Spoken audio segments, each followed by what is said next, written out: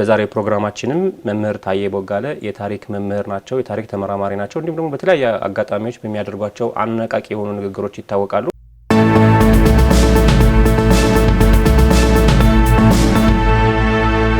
ህወሓትም ሆነ ኦነግ አብረው ታግለው ደርግን ካሸነፉ በኋላ ከመለው ከሌሎች የኢትዮጵያውያን ጋር ማለት ነው መጨረሻ ላይ ጥሎ ማለፍ ተፈጠረና ህወሓት ቤተ መንግስት ሲገባ ኦነግ ተገልሎ ነው ከሀገር የወጣው። 7 አመት ኦሮሞን ስፔሲፊክ አድርጌ ነው ወስደው። ምክንያቱም አሁን ዋናው የትግላቸውን ብርት አድርገው የተነሱት ኦሮሞ ላይ ስለሆነ ሶማሌ ሞከሩ፣ ምክር ቤት ለመበተን ሞከሩ፣ የተለያዩ አካላትን ቀርበው እንትን አልተቻለም። ምክንያቱም ሶማሌ ትናንትናና ዛሬ ያለበት ሁኔታ ያውቃል። አማራ ክልል ተሞከረ፣ የተለያየ አይነት መንገድ በሚፈልጉት ደረጃ አልተሳካም። ስለዚህ ኦሮሚያ ሞከሩ፣ ብዙ ቦታዎች ላይ አልተሳካም። የተመረጡ ቦታዎች ላይ ግን የራሳቸውን ህቡ አደረጃጀት በመፍጠር ሄዱ። ስለዚህ ኦሮሞና አማራ መቼም ቢሆን አይንና ናጫ ይሆኑ ይመስላቸዋል።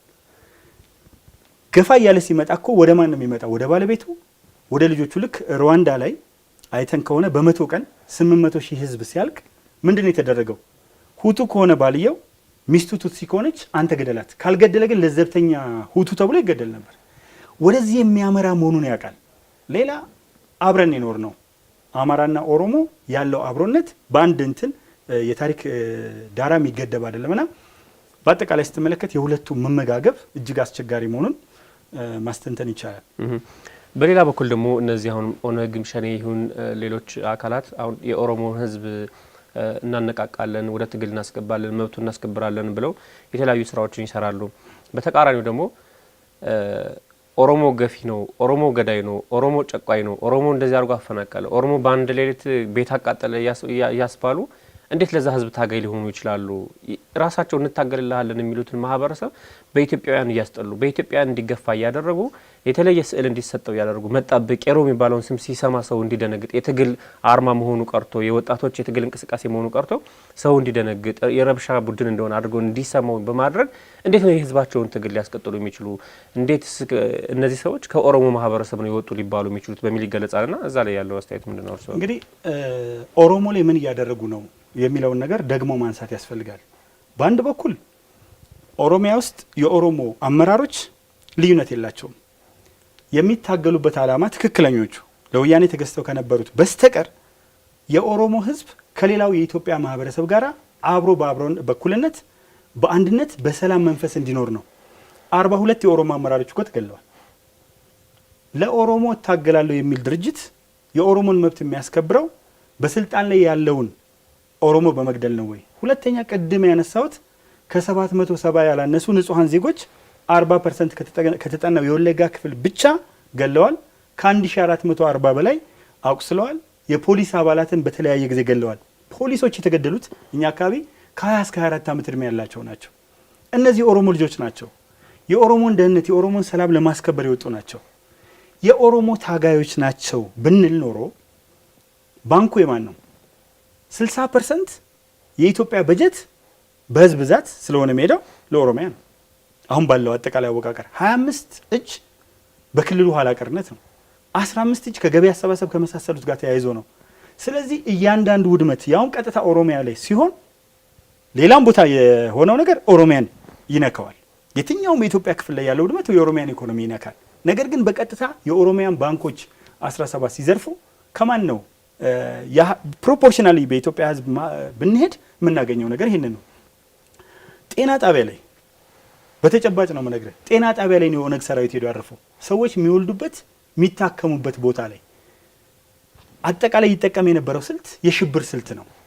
ስለዚህ ለኦሮሞ ታግለናል የሚል የሚያስነሳቸው ምንም አይነት መሰረታዊ ነገር እንዳለ የምታየው 27 ዓመት ተኝተው የነበሩ 27 ዓመት እጅ ሲያስታጥቡ የነበሩ ኤርትራ ውስጥ አንዲት ጎጆ ቤት ለመያዝ ያልሞከሩ አንድ ቦታ የሳራ በረሃ ሚስጥር በሚል የተሰራች ዶክመንት ያለች ወያኔ የተወሰኑ 16 አካባቢ የኦነግ አባላት ከመደምሰሳቸው በስተቀር ምን ሲያደርጉ ነበር?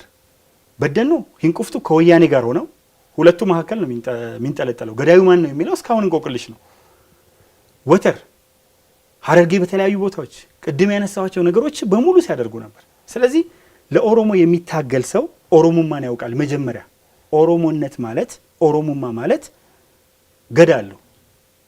የገዳ ስርዓቱ ከሌሎች ጋር አብሮ መኖርን የሚያበረታታ የውስጥ ሰላምን እንትን የሚል እኛ የሰላም አምባሳደሮች ነን የሚል ስርዓት ነው። አዳ አለ። ሰፉ የኦሮሞ የሞራል ደረጃ ልክ እንኳን ሰውን በደንብ መሰመር አለበት። 27 ዓመት ነው እነሱ ጥላቻን ያወሩት። እንኳን ሰውን ዛፍ ስር ተቀምጦ ሲነሳ ለ10 ደቂቃ ወይም ለ5 ደቂቃ ከፀሐይ ስላስጠለለችው የሚጸልይ እርጥብ ዛፍ መቁረጥ በዋቄፈና እምነት ለዋቄፈ ተአማኞች የተከለከለ ነው። በዘመናት ውስጥ ኦሮሞ እየተገደለ ያለ 27 ዓመት እኮ ሌላውን ብሔረሰብ አልገደለም። በሚገባ የምታየው ነገር አለ። የኦሮሞ ማንነት ጉዲፈቻ ነው። የራሱ ያልሆነ ልጅ ከየትኛውም ብሔረሰብ አምጥቶ የኔ ነው ብሎ የሚቀበል ነው። ሞገሳ ነው። ማህበረሰብን እንደ ማህበረሰብ የኔ አካል ነው ብሎ መቀበል ነው። አምቹ የሚባል ነገር አለ። ተጥሎ የተገኘ ልጅ እንኳን ወስዶ ማሳደግ ነው። ማረድ የኦሮሞ ስነ ልቡና አይደለም። ዘቅዝቆ መስቀል የኦሮሞ ስነ ልቡና አይደለም። መኪና ውስጥ ማቃጠል የኦሮሞ ስነ ልቡና ለማያውቃቸው ቢሾፍቱ አካባቢ አንድ አውሮፕላን ሲወድቅ ማክስ 8 አውሮፕላን እናስታውሳለን። ሄዶ ያለቀሰ አንድ ቀን አይደለም ሳልስት 7 12 እያለ አመቱን እንኳን ሙት አመታቸውን እዛ ቦታ ላይ ሄዶ ያለቀሰ ማህበረሰብ ነው። ይሄ ማህበረሰብ ይሄም ስለሆነ ነው በመላው ኦሮሚያ ውስጥ ያሰቡት ነገር ሊፈጠር ያልቻለው። ነገር ግን ኦሮሞን በተለይ ቄሮ በምንድን ነበር የሚታወቀው? ብዙ ጊዜ ጽፍ ነበር ማህበራዊ ሚዲያ ላይ በወያኔ ዘመን ማለት ነው ማየት ይቻላል ሲከፈት እና ቄሮ የታገለው ለሰላምና ለፍትህ ነው። ግንባሩ ሌሎች የሚሰጥ ነበር። እሱ ሰው የሚጎዳ ሳይሆን እሱ ሰው የሚገድል ሳይሆን ሌሎች የሚሞት ነበር። ቅድም ያልኳቸውን የጠቀስኳቸውን የባህር ዳር ጉዞ የጎንደር ጉዞ የሚያደርግ ነበር።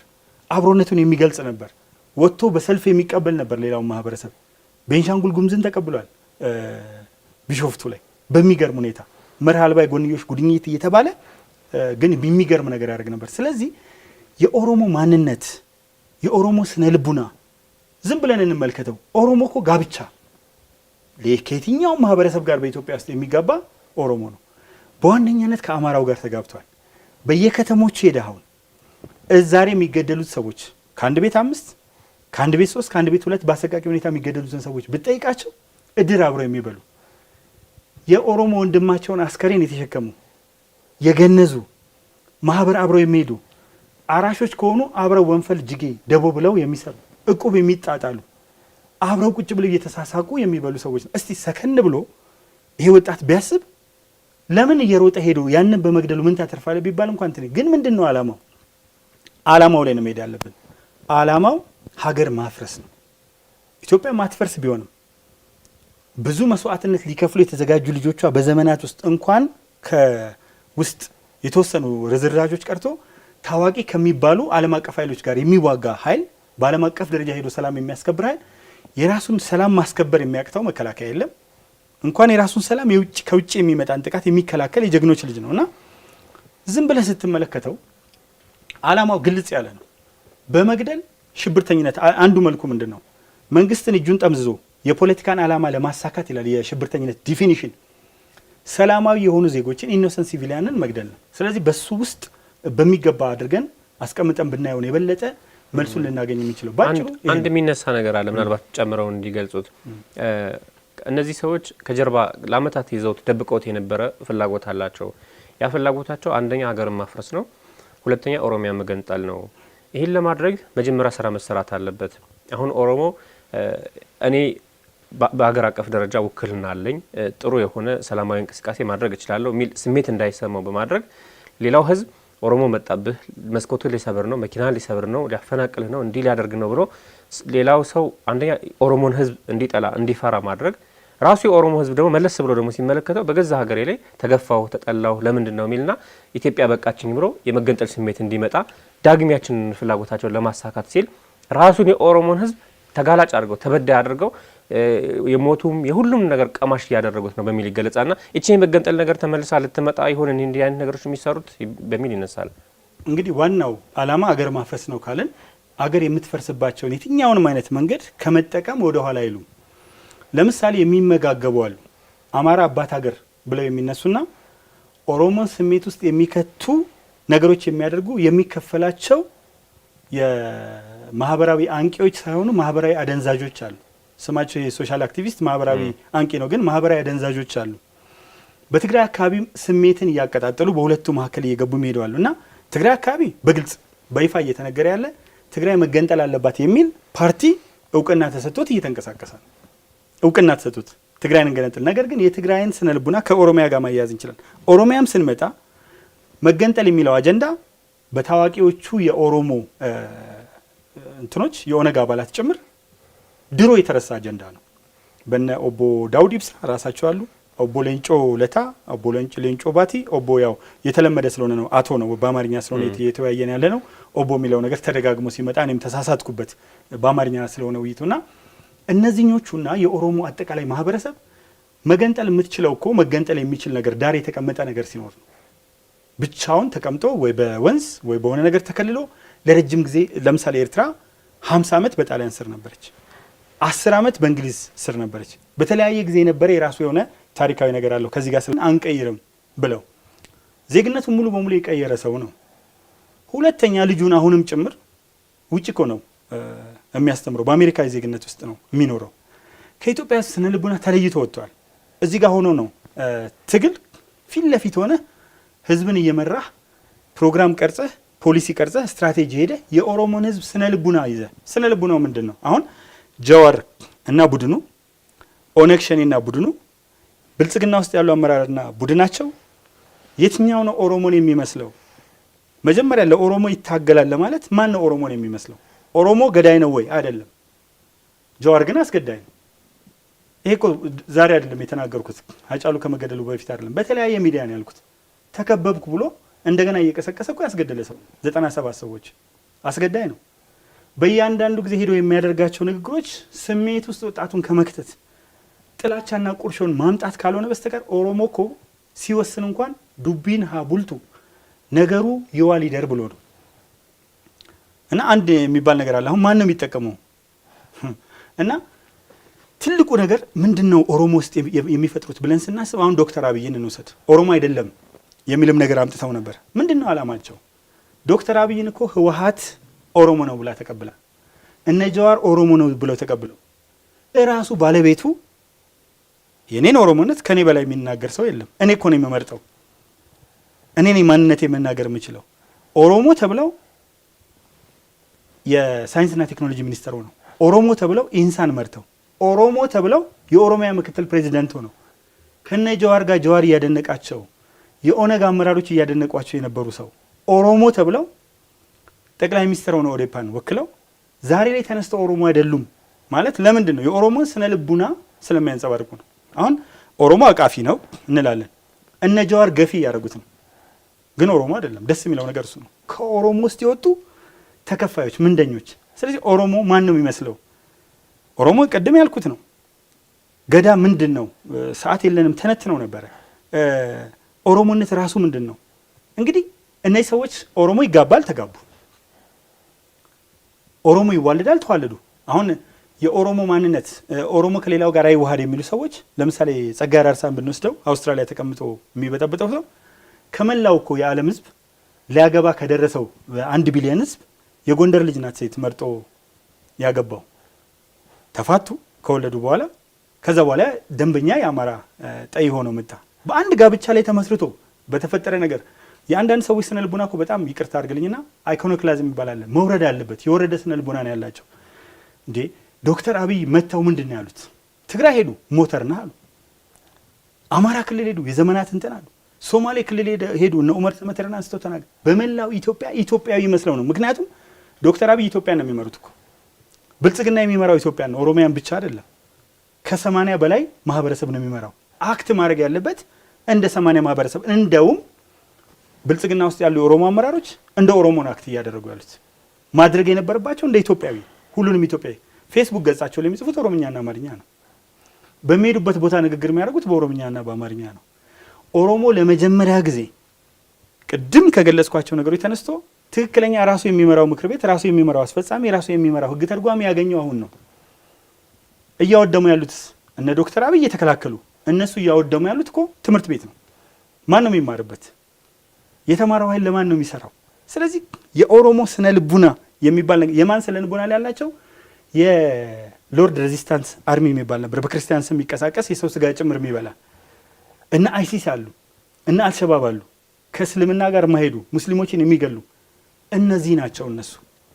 ስለዚህ በኦሮሞማ ዶክተር አብይን፣ ታዬ ደንደአን፣ ዶክተር አለሙ ስሜን በጣም የሚታወቁ ትንታጎችን መናገር አይችሉም። እኔ ብልጽግና አባል አይደለሁም፣ አባል መሆንም አልፈልግም። ግን ሀገሬ በትክክል ልትመራ የምትችለው በምን አግባብ ነው? ነገ ክርክር ሲፈጠር ፖሊሲ አይቼ፣ ስትራቴጂ አይቼ፣ የአፈጻጸም አቅጣጫዎች አይቼ፣ የአባላትን ስብጥር እና ቁመና ተመልክቼ ሀገሬን ማን ነው ወደ ተሻለ ደረጃ ሊወስዳት የሚችለው የሚለውን ምርጫ ሲደርስ የምመርጠው ነገር ይሆናል። አሁን ባለው ሁኔታ ግን እነሱ ኦሮሞ ሆነው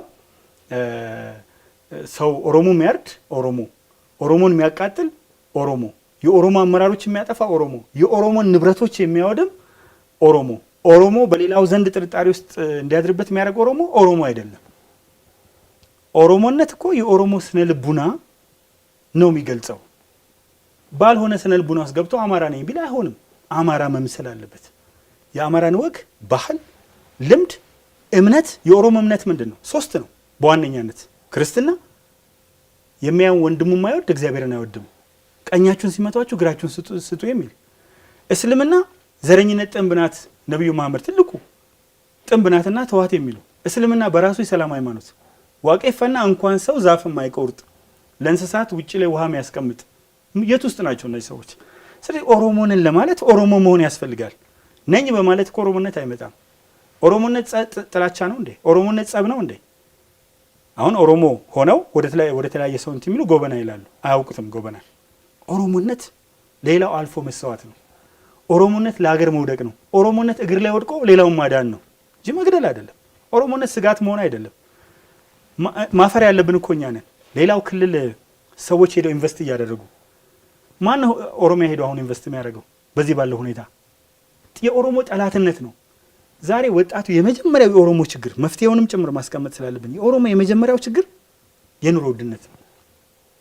ይሄን የኑሮ ውድነት ሊከላ ወይም ደግሞ ሊቀርፍ የሚችለው ደግሞ ኢንቨስተሮች መጥተው ኢንቨስት ሲያደርጉ፣ ሰዎች የስራ እድል ሲያገኙ ነው የኑሮ ውድነት። ቀጥሎ የኦሮሞ ችግር የመኖሪያ ቤት ችግር ነው። እንደ ማንኛውም ኢትዮጵያ የመኖሪያ ቤት እያወደሙ ነው። በቦሃ ላይ ቆረቆር፣ በእንቅርት ላይ ጆሮ ደግፍ፣ በእሳት ላይ ቤንዚን እየጨመሩ ናቸው ያሉት እነዚህ ሰዎች።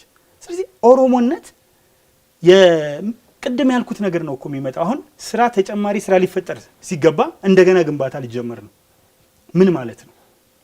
ይሄ ኦሮሞነት መገለጫ ነው ወይ ብለን ስናስብ በጣም አሳፋሪ እንደሆነ ማየት ይቻላል። ሌላኛው ታሪክንና ሐውልትን እስኪ በአንድ ላይ እንያቸው። አንዳንድ በጣም ትልልቅ ታሪክ የሰሩ ሰዎች ሐውልት የሌላቸው አሉ። በማንኛውም ሰው ልብ ግን ይታወሳሉ እድሜ ልካቸውን። በተቃራኒ ደግሞ በሰሯቸው ስራዎች ሐውልት የተሰራላቸው አሉ። ሐውልቱን ሳይ ሰው ሊያስታውሳቸው ይችላል። ሐውልትን በማፍረስ ታሪክን ማጥፋት ይቻላል? ሐውልት ያልተሰራላቸውስ ደግሞ በርካታ ታሪክን በማንኛውም ሰው ልብ የጻፉ ሰዎች የሉም? በነገራችን ላይ ማርቲን ሉተር ኪንግ ጁኒየር ለጥቁሮች መብት ስለመታገሉ መላው ዓለም ያውቃል። ሐውልቱን እጃይቼ ነበር አትላንታ ላይ፣ እዛው ፎቶግራፍ ተነስቼ ነበር። አትላንታ ላይ አንድ ቦታ አሜሪካ ውስጥ ያሉ በርካታ ኢትዮጵያውያን የማርቲን ሉተር ኪንግን ሐውልት አላዩትም። ነገር ግን ማርቲን ሉተር ኪንግ ጁኒየር ስለ ጥቁሮች ትግል በተነሳ ቁጥር ይነሳል። የሮዛ ፓርክስን ሐውልት አላየሁም። ሴቷ የጥቁሮች ነጻነት ታጋይ ነበረችው ትነሳለች። ኤሚሊን ፓንክረስት ሐውልት ይኑራት አይኑራት አላውቅም፣ የእንግሊዝ ሴቶች የነጻነት ታጋይ። ስለ ኤሚሊን ፓንክረስት ግን አውቃለሁ። አብርሃም ሊንከን ሐውልት ስለ ሐውልቱ አናስብም። ስለ አሜሪካ ሲነሳ ከ1861 እስከ 65 የነበረ ለጥቁሮች መብት በተወሰነ ደረጃ የታገለ ኢማንሲፔሽን ፕሮክላሜሽንና ሆምስቲድ ሎው ያወጣ ስንል እናስቀምጣለን። ስለዚህ ሐውልት ስላለ አይደለም ወይም ስለሌለ አይደለም። ስለ ሐውልት ስናነሳ እግረ መንገዱን ለምሳሌ አጼ ምኒልክ ሐውልት ላይ የሚጣሉ ሰዎች አሉ። ሐውልቱ ለምን ቆመ? ኦሮሞን እንደዚህ ያደረጉ፣ ወላይታን እንደዚህ ያደረጉ፣ ከፋን እንደዚህ ያደረጉ የሚል ሐውልት አይደለም እኮ። የሐውልቱ መገለጫ ኢትዮጵያውያን አድዋ በዘመቱበት ጊዜ የነበሩት መሪ አጼ ምኒልክ ናቸው። ኢትዮጵያውያን አስተባብረው ለሰሩት ለአድዋ ነው ሐውልት የቆመው። ከፈለጉ እኮ የሚጠቅማቸው ከሆነ እጅ ተቆረጠ ብለው እኮ ጡትና እጅ ሐውልት አቁመዋል እኮ። እነሱ እጅና ጡት ሐውልት አቁመው ለመጥፎ ታሪክ፣ ለመልካም ታሪክ የቆመ ሐውልት እናፍርስ ማለት የሞራል ጥያቄ ያስነሳል። አንተ ሰው በተራበበት ቦታ ላይ በ20 ሚሊዮን ብር ሐውልት አቁመህ ውሃ በሌለበት መብራት በሌለበት ቦታ በ20 ሚሊዮን ሐውልት አቁመህ ጡትና እጅ ተቆረጠ እያልክ ለልጅ እያሳየህ ይሄ ግን ጀግንነታችን ነው። ምኒልክ የሚባለው አንድ መሪ ነበሩ። መንግስቱ ጨካኝ ቢሆን እኮ ሐውልት ቢቆምለት አናፈርሰውም። ለመሰረተ ትምህርት ሐውልት ቢቆምለት። ስለዚህ ይሄ ሐውልት ኢትዮጵያውያን ሲመለከቱት ዋው አድዋ እኮ ስንሄድ ከተለያየ የኢትዮጵያ ማህበረሰብ የወጡ ሰዎች ያለ ሃይማኖት ልዩነት ክርስትናን አናይም፣ እስልምናን አናይም፣ ያለ ሃይማኖት ልዩነት ያለ ብሔረሰብ ልዩነት እዛ ውስጥ እነ ፊት አውራሪ ሀብተ ጊዮርጊስ ነግዴ እነ አሉላ እንግዳ በፈረስ ስማቸው አባነጋ እና አባዳኛው እነ ገበየው ፊት አውራሪ ገበየው ማአት ሰዎች ይመጣሉ። ወደ ኋላ ያሉትን አርበኞች የኋላ የ5 ዓመቱን አርበኞች እናስብበታለን። በዚህ መልክ ነው መታሰብ ያለበት። አሁን ሐውልትን ለጥላቻ ቢሆን ነው የቆመው። ለምሳሌ ምኒልክ ይሄን ስላደረጉ እሰየው ክሬዲት እንስጣቸው ተብሎ የቆመ ሐውልት ቢሆን እንትላለ። ግን ሀገር ሲገነባ ምኒልክ በነበሩበት ዘመን ኢትዮጵያን የምታክል ሀገር አንድ ላይ ሲሰባሰብ የነበረ ሀገር ከሌላው ሀገር ግጭት ጋር በእናነጻጽረው አሜሪካ ሄጄ ባይኔ አይቻለሁ 620 ሺህ የተባለ ነው ኢትዮጵያ ውስጥ መጻፍ ላይ ያለው። ቦታው ላይ ሲሄድ ግን ወደ 1 ሚሊዮን ሰው ከሰሜንና ከደቡብ ሞቶ ነው እኮ አሜሪካ የተዋሃደችው ከ1861 እስከ 65 22 ግዛቶችና 11 ግዛቶች ሲዋጉ ከዛ በኋላ ሌሎችን ደግሞ በኃይል ያመጧቸው መድፎች ምኖች ቆመዋል። በጉልበት ያዙት እነ ኒው ሜክሲኮ ከኡታ ካሊፎርኒያ ምናምን እኮ ከሜክሲኮ የተቀሙ ናቸው። ቀምተው የያዙትን እንትን ብለዋል። ዛሬ ኒው ሜክሲኮዎች፣ ኡታዎች፣ ካሊፎርኒያዎች ተቀምተን የመጣ ነው ከሜክሲኮ ወደ ሜክሲኮ እንሂድ ምን ነገር የለም። ለምን ከሜክሲኮነታቸው ይልቅ አሜሪካዊነታቸውን ውስጣቸው ስላስገቡ ሄድ ብሎ ማየት መውረድ ያስፈልጋል። እና እኛም ይጠቅመን። አሁን ዛሬ ጥያቄው ምንድነው? የኢትዮጵያን ጥያቄ ምንድነው? አሁን ያለው ጥያቄ የወጣቱ ስንል ቅድም ያልኳቸው ናቸው። የስራ አጥነት ችግር እንዲወገድለት፣ የመኖሪያ ቤት ችግር እንዲወገድለት፣ የኢኮኖሚ ዲሞክራሲው እንዲስተካከል፣ ከዚሁ ጎን ለጎን ደግሞ ሰብአዊ መብቱ እንዲከበርለት። ማንም አሁን በዶክተር አብይ አመራር እውነቱን ለመናገር ሰብአዊ መብቱ የሚረገጥ በማንነቱ የሚጎዳ እንዳያመልክ የሚደረግ ሰብአዊ መብት የምንላቸው የመኖር የመሳሰሉት የፕራይቬሲ መብቶች አልተነኩም። እንደውም እላፊ እኮ እየተካሄደ ነበር ሚዲያ ላይ እንትን የሚለው። ስለዚህ ሰብአዊ መብት አለ፣ ዲሞክራሲያዊ መብት። ማን ነው መሰብሰብ የተከለከለው? ማን ነው መሰለፍ የተከለከለው? አየር ላይ መሰማት የማይችሉ እኮ ጣቢያዎች ናቸው ጣቢያ ከፍተው የሄዱ የነበሩ አቢዩዝ አረጉት እንጂ አረከሱት እንጂ የተሰጣቸውን ነገር። ስለዚህ ሰብአዊ መብት፣ ዲሞክራሲያዊ መብት፣ እነዚህ ያልናቸው ኢኮኖሚክ ዲሞክራሲ፣ ሶሻል ዲሞክራሲ፣ ፖለቲካል ዲሞክራሲ፣ ካልቸራል ዲሞክራሲ፣ ሪሊጂየስ ዲሞክራሲ፣ እንደዚህ አይነት የዲሞክራሲ አይነቶች እንዲረጋገጡ መስራት። አንድ ላይ በጠረጴዛ ዙሪያ ቁጭ ብሎ ክብም ይሁን 4 ማዕዘን የጠረጴዛው ቅርጽ አይደለም የሚያገባን፣ ግን ቁጭ ብለን ሀሳብ ገዝተን ሀሳብ የምንሸጥበት የምንነጋገርበት እንጂ በድንጋይ የትኛው ነው መልስ ያገኘው? ሶሪያ በድንጋይ እኮ ያገኘችውን መልስ አይተናል። ድንጋይ አነሳች፣ ከተማ ወደ ድንጋይ ፍርስራሽ ተቀየረ። ሊቢያ ድንጋይ አነሳች፣ 3 ሚሊዮን ናቸው የሊቢያ። ሌላው መጥቶ ነው ላያቸው ላይ እንትን ያለው 3 ሚሊዮን ህዝብ በየቀኑ በየሳምንቱ አንድ በርሜል ድፍድፍ ነዳጅ እያገኘ ተቀናቶ መኖር ሲችል፣ ሌላውን ቀጥሮ መኖር ሲችል ሀገራቸውን አፈረሷት። ስለዚህ ዛሬ እኛ ላቦራቶሪ ገብቶ ማይሞከር ሰዎች ሞክረው ፈትነው የደረሱበት የዲሞክራሲ ተሞክሮ አለ። በዛ የዲሞክራሲ ተሞክሮ ለምንድን ነው እኔ ሀሳቤን ሽጬ አማራው እኔን ወዶ፣ ጉራጌው እኔን ወዶ፣ ሲዳማው እኔን ተቀብሎ፣ ወላይታው እኔን ተቀብሎ ለምንድን ነው የኔ ሀሳብ ገዢ? ለምሳሌ ዶክተር አብይ ከጅማ ናቸው፣ አጋሮ ማሻ አካባቢ። የሚገርመው ስልጣን ላይ ሲቀመጡ ኦሮሚያ ውስጥ ምንድን ነው ያለው? ቦረና በዛ፣ ጉጂ በዛ፣ አርሲ በዛ። ይመጣል እኮ በሀገር ካልተስማማ። ትልቁ ሰዎች የማይገነዘቡት ነገር ኢትዮጵያውያን አብረው የኖሩበት ዘመን እነሱ 150 ነው ይላሉ። ኦሮሞ ደግሞ አብረው የኖሩበት ዘመን 29 ነው። ወያኔ ከመጣ ወዲህ ነው በአንድ አመራር ስር የገባው። ወደዛ ከመጣን ሌላ ነገር እንደገና እየጎተትን መጣ። አይጠቅምም። ምንም እርባና ቢስ ነው። ስለዚህ መታሰብ ያለበት ሰከን ብለን ችግር እያለብን እኮ የበላን እያለ ያልበላንን እያከከን ነው። ያልበላንን አከን ጭረን የጫርነውን ቧጭረን የቧጭረውን አመርቅዘን የመረቀዘው እንዳይደን እያደረግን ሄደን ሀገር አንገነባም። ሀገር መገንባት አብረን መኖር ከፈለግን አሁን ደም ፈሰሰ። እዚህ ጋር የጸጥታ ኃይሉ ሲተኩስ ሰው ይሞታል፣ እዛ ጋር ንጹሐን ይሞታሉ። ህይወት ትቀጥላለች። ምንድነው ከዚህ ውስጥ የምናገኘው ትርፍ ሲባል ድምር ውጤቱ ኪሳራ ነው። የነሱ አካሄድ ይሄ ዜሮ ሰም ጌም የሚሉት አለ። ወደሱ ተደምሮ የዜሮ ጨዋታ መጨረሻው ዜሮ ነውና ከዛ መውጣትም ያስፈልጋል። መልካም ነው። ሰዓታችን ስላለቀ እንግዲህ ሌላ ጊዜም ሌሎች ጉዳዮችን አንስተን በተለይም ደግሞ ከወቅታዊ ነገር ውጭ የሆኑ ታሪካዊ ጉዳዮችን አንስተን ተገናኝተን እንደምንወያይ ተስፋ አደርጋለሁ። ለዛሬ እዚህ ጋር እንጨርስ። እጅግ በጣም አመሰግናለሁ። እኔም በጣም አመሰግናለሁ። የተከበራችሁ ተመልካቾቻችን የዛሬ የፊት ለፊት ፕሮግራማችን የተከታተላችሁትን ይመስል ነበረ። እንግዳዬ መምህር ታዬ ቦጋለ የታሪክ መምህርና ተመራማሪ ናቸው።